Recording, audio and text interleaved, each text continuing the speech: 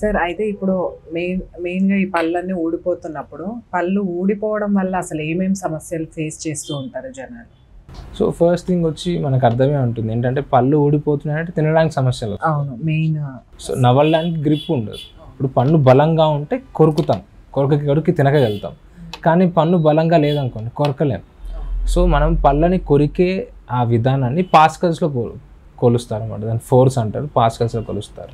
దాన్ని 128 పాస్కల్స్ అంటాం. అంటే మనం అట్లా కొరికినప్పుడు 128 పాస్కల్స్ యొక్క స్ట్రెంగ్త్ తోటి, ఫోర్స్ తోటి కొరుకుతాం అన్నమాట. సో ఆ ఫోర్స్తో కొరికితే మనం ఫుడ్ తినగలుగుతాం. కానీ పళ్ళు వీక్ ఉన్నప్పుడు ఆ ఫోర్స్తో తినలేము మనం, అది తగ్గిపోతుంది, గట్టిగా కొరకలేనప్పుడు ఏమవుతుందంటే ఆ ఫోర్స్ క్రియేట్ అవ్వదు కనుక ఫుడ్ అనేది కట్ అవ్వదు, నోట్లో సింపుల్గా చెప్పాలంటే గ్రైండ్ అవ్వదు. అప్పుడు ఏంటంటే అలానే మింగేయాల్సి వస్తుంది అన్నమాట. అలా మింగేస్తే ఏమవుతుందంటే ఇండైజెషన్ అవుతుంది.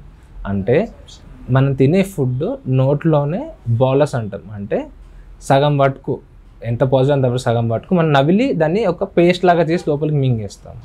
సో ఈ పేస్ట్ లాగా కాకుండా ముందే డ్రైగా వెళ్ళింది అనుకోండి, అది పొట్ట అరిగించలేదు దాని మీద బర్డెన్ ఎక్కువ అవుతుంది అన్నమాట. దానివల్ల ఇండైజెషన్ ప్రాబ్లమ్స్ వస్తాయి. ఇండైజెషన్ ప్రాబ్లమ్స్ వచ్చాయంటే మనకి గ్యాస్ట్రిక్ ప్రాబ్లమ్స్ వస్తాయి. గ్యాస్ట్రిక్ ప్రాబ్లమ్స్ వస్తే ఏంటంటే మన కిడ్నీస్ మీద లోడ్ ఎక్కువ అవుతుంది. కిడ్నీస్ మీద లోడ్ ఎక్కువ అయిందంటే మనకి ఫిల్ట్రేషన్ అంటాం. అంటే కిడ్నీలో వాటర్ అనేది మళ్ళీ వెనక్కి బాడీ అబ్జర్వ్ చేసుకుంటుంది, కిడ్నీస్ నుంచి న్యూట్రియంట్స్ కూడా అబ్జర్వ్ చేసుకుంటుంది అన్నమాట. సో ఈ ప్రక్రియ డ్యామేజ్ అవుతుంది. ఈ ప్రక్రియ డ్యామేజ్ అవుతే లావ్ అవుతారు. ఎందుకంటే కిడ్నీ ఫిల్ట్రేషన్ తగ్గిందంటే టాక్సిన్స్ అన్ని బాడీలో చేరుకోవడం వల్ల మనిషి లావ్ అవుతారు, కిడ్నీ ఫిల్ట్రేషన్ తగ్గిపోతుంది, రీనల్ ఇష్యూస్ స్టార్ట్ అవుతాయి. సో ఇదంతా కూడా బాడీ యొక్క మెకానిజం అంతా డిస్టర్బ్ అవ్వడం అన్నమాట. అంటే నేను అంటుంది ఏంటి అంటే ఒక పూట మనిషి సరిగా తినలేపల్లా ఇంత ప్రాబ్లమ్స్ అవుతాయని అంటే ఒక పూట వల్ల కావు.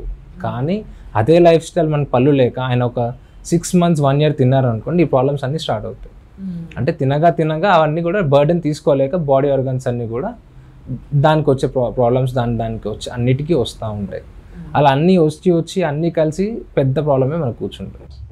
సో ఓవరాల్ హెల్త్ పైన ఎఫెక్ట్ ఖచ్చితంగా ఉంటుంది. సార్ ఇప్పుడు పళ్ళు లేకపోవడం వల్ల అసలు అక్కడ వచ్చే సమస్యలు ఏంటి సార్? ఆ భాగంలో చాలా సమస్యలు వస్తూ ఉంటాయి ఇప్పుడు ఒక భాగంలో పళ్ళు లేకపోవడం వల్ల. సో అటువంటి సమస్యలు ఏమేమి ఉంటాయి?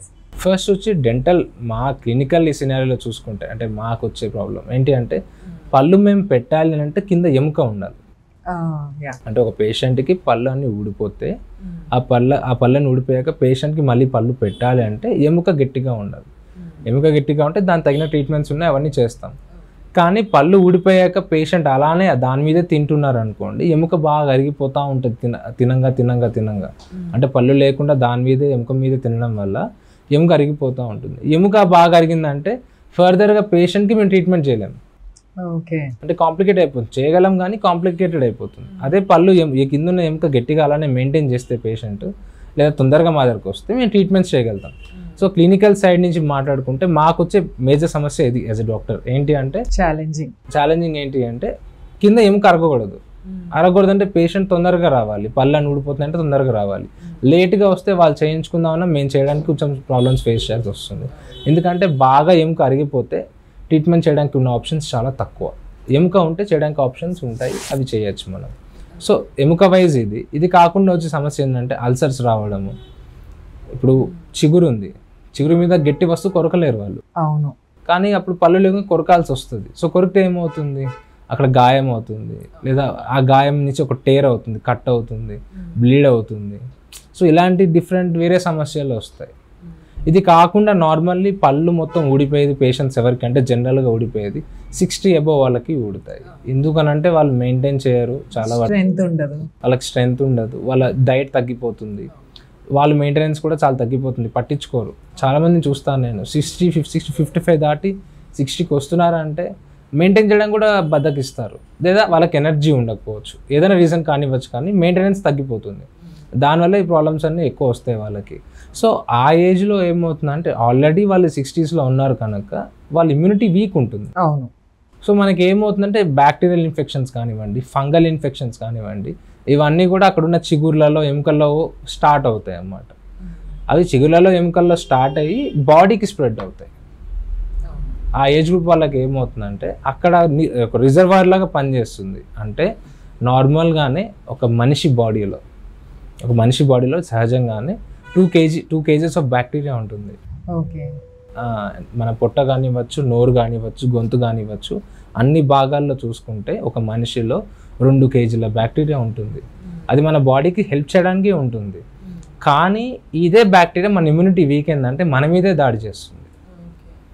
ఎందుకనంటే దాని ఫుడ్ మనం సప్లై చేయట్లేదు కనుక. మనకి దానికి ఒక కాంట్రాక్ట్ అనుకోండి, అదే ఏంటి అంటే నేను తిన్న ఫుడ్ నీకు కూడా నేను షేర్ చేస్తాను అన్నట్టుగా. సో మనం దానికి షెల్టర్ ఇస్తున్నాము, మనకు అది ఫుడ్ సప్లైస్లో కొంచెం హెల్ప్ చేస్తుంది. అంటే మనం సెల్యులోజ్ అంటారు, విన్నారు ఎప్పుడైనా? సో మనం తినే లీఫీ వెజిటేబుల్స్ సెల్యులోజ్ ఉంటుంది. సెల్యులోజ్ని స్వతహాగా మనకు అరగదీసుకునే కెపాసిటీ హ్యూమన్స్కి ఉండదు, మనుషులకి ఉండదు. మన పొట్టలో ఉన్న బ్యాక్టీరియా, గట్ బ్యాక్టీరియా సెల్యులోజ్ని అరగదీసి మనకు హెల్ప్ చేస్తుంది అన్నమాట. అందువల్ల మనకి అది హెల్ప్ అవుతుంది, దాని నుంచి మనకు వచ్చే హెల్ప్ అది. మనం దానికి షెల్టర్ ఇస్తున్నాం, అది మనకు హెల్ప్ అన్నమాట, దానికి హెల్ప్. సో ఈ సిస్టమ్ అనేది మొత్తం మారిపోతుంది. ఒకవేళ ఒక టైంలో పళ్ళు ఊడిపోయి మన ఇమ్యూనిటీ వీక్ అవుతుంది. ఎందుకంటే పళ్ళు ఊడిపోతే సరిగ్గా తినాం, సరిగ్గా తినకపోతే బాడీ ఇమ్యూనిటీ తగ్గుతుంది. ఇమ్యూనిటీ తగ్గితే మనలో ఉన్న బ్యాక్టీరియానే లేదా బయట నుంచి వచ్చే బ్యాక్టీరియా స్ట్రెంగ్తన్ అయిపోతాయి.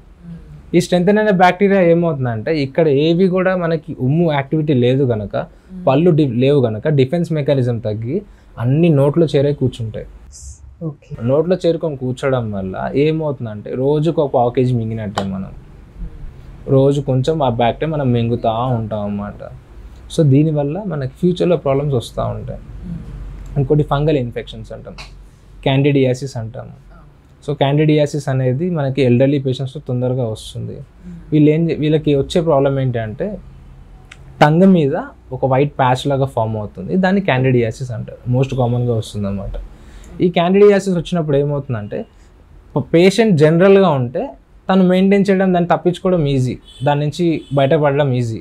ఎందుకంటే తింటారు, ట్యాబ్లెట్స్ వేసుకుంటారు, దాని తగిన మెయింటెనెన్స్ చేస్తారు, బాగుంటుంది. కానీ పళ్ళు లేనప్పుడు ఆ మెయింటెనెన్స్ తగ్గిపోతుంది. ఎందుకు? నేను చెప్పిన రీజన్స్ వల్ల. అంటే వాళ్ళకి లోపల గాయాలు తగలో, అల్సర్లు అయ్యో, తినడానికి ఇబ్బందిగా ఉండో మెయింటెనెన్స్ మొత్తానికే మానేస్తారు. ఆ మెయింటెనెన్స్ తగ్గడం వల్ల ఈ ఫంగల్ ఇన్ఫెక్షన్స్ కొత్తగా స్టార్ట్ అవుతాయి.